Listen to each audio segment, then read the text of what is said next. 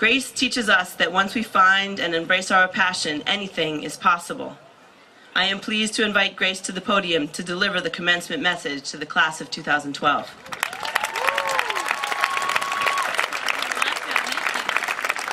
Thank you so much.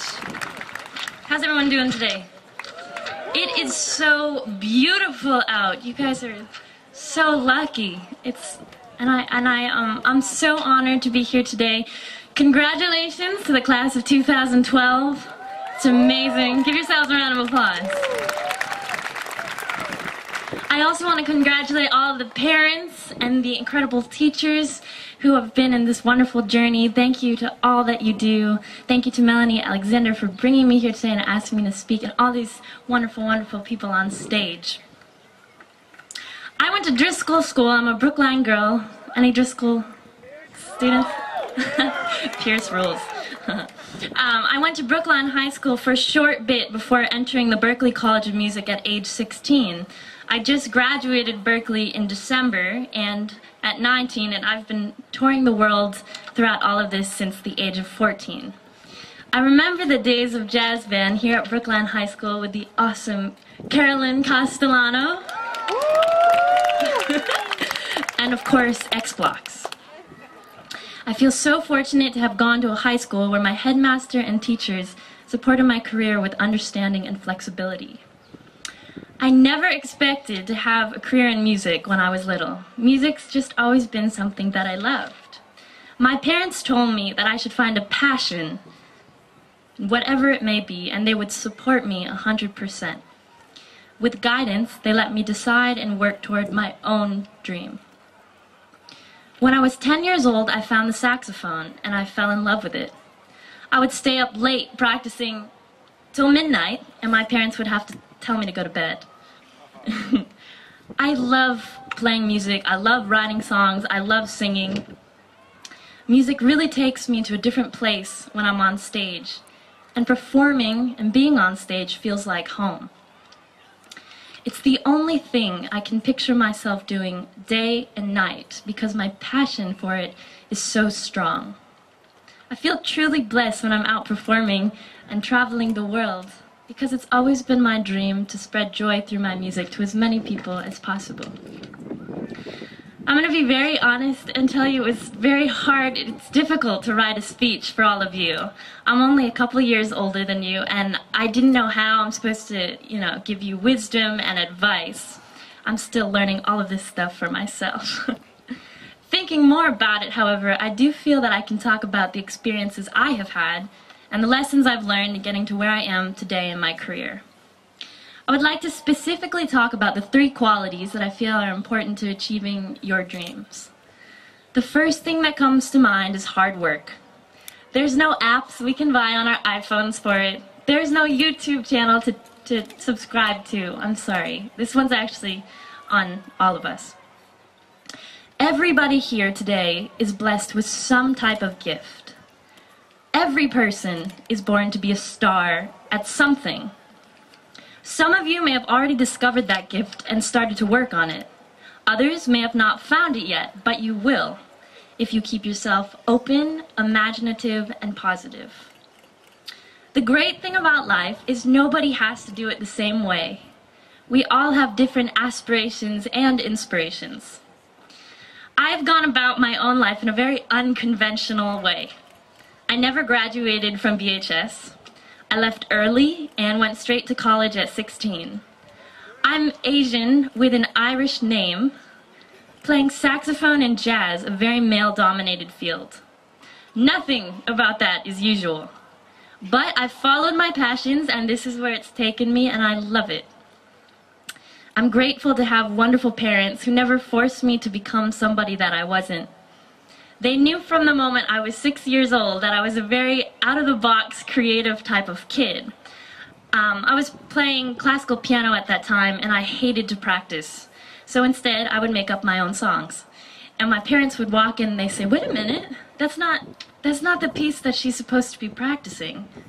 But we explored more options and found that improvisation and jazz fit me perfectly. When I tour with my band, I do clinics for young kids, and the questions they have asked me in the past are, Are you famous? How much money do you make?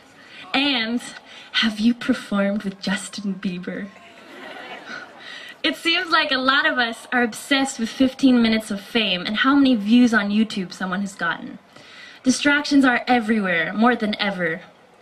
But it's important to remember the heart of your passion. Gesundheit. I make music because it fulfills me as a person.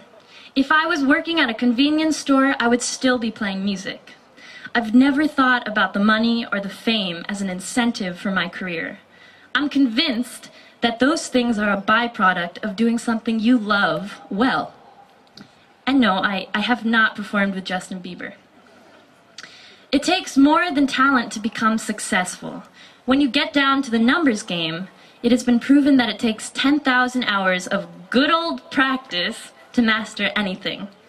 Malcolm Gladwell has a wonderful book entitled Outliers, and it explains that in detail. I recommend it to everybody. I have spent those hours playing and practicing music since I was 10 years old. All of my activities after school were music related, including lessons, ensembles, theory, composition, and arranging classes. I didn't have time to hang out with friends after school because I was so busy hopping around to different musical activities. That being said, I do think balance in life is incredibly important. I'm a very social person. I love my friends, I love my boyfriend, and I find time to chill with them, but I always get my tasks done first. The second quality I find very important is persistence. I've had musical challenges, like the time when I was 14 years old and had a deadline of 6 weeks to write a score for the Boston Pops Orchestra conducted by Keith Lockhart. I was their guest soloist, and I volunteered myself to arrange my composition for the orchestra, even though I had no idea how to do it. Talk about stress. Keith Lockhart had said to me, "Well, you know, Grace, this is the Pops, so it has to be perfect." How does one learn to write a score for an orchestra in 6 weeks?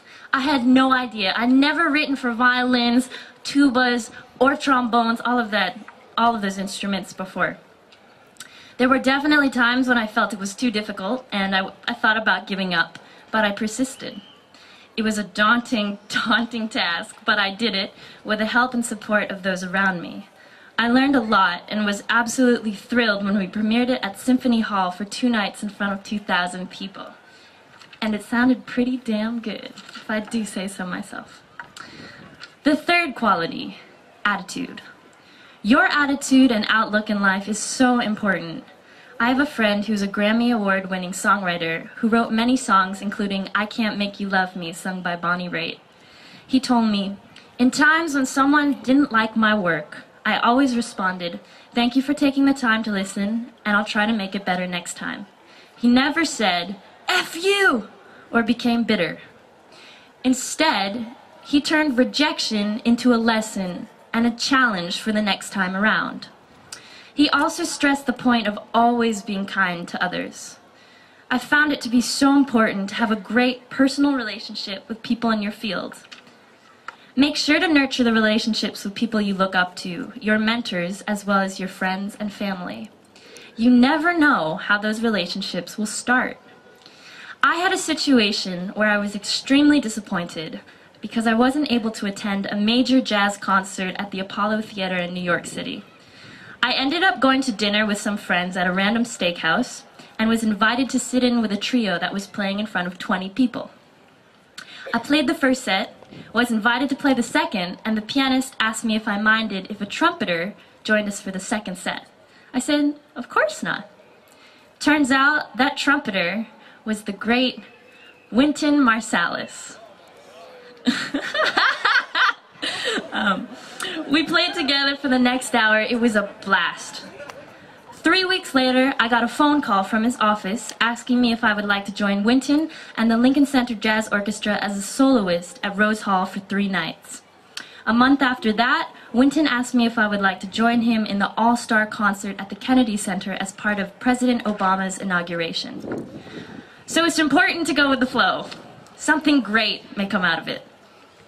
One last story about attitude in life is from the Insight book by Earl Nightingale. He talks about the 3 words, yes, I will.